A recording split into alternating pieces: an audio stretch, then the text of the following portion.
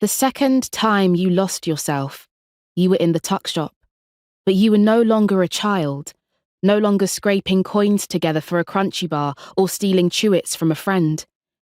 You were out on a Saturday night, in a club named after a shared childhood sanctuary, promising sweetness in name only as music encased you in that place. A sultry, regular vibration that had a way of soothing all of life's ailments.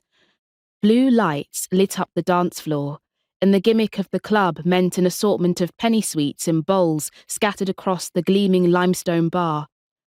Everyone scrunched up their noses at their first sight of that candy, but bottomless glasses of clear and brown liquids that passed across that same bar hours later led to empty bowls, the sweets having disappeared into drunken mouths and into the pockets of people riding highs to the moon. You rarely took part in the pill-popping festivities, but this night was different. When midnight hit, you had officially turned 30, joined by a group of friendly strangers jump dancing around you as Stevie Wonder's Happy Birthday spun loudly under the DJ's careful fingers.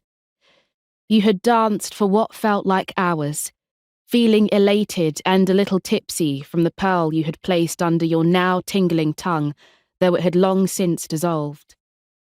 Fingers dragged themselves in multitudes in front of your eyes as the buzz took hold and you swayed to the rhythm, hoping you weren't missing it in inebriation. You looked to your kin for validation, your best friend and flatmate, Chantel, holding on to both your hands, dancing with you, laughing, swinging with you to the same rhythm, even if it differed from everyone else's.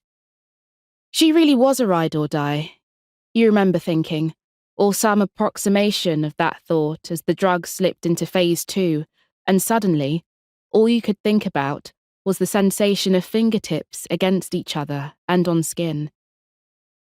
Ma Gloria always said that you held your feelings in other people's touch. It was only when you became a masseuse and began to feel the strength of skin on skin and all the things you could communicate to strangers without words that you started to understand her meaning. You wondered often if one or both of your parents had been the same way,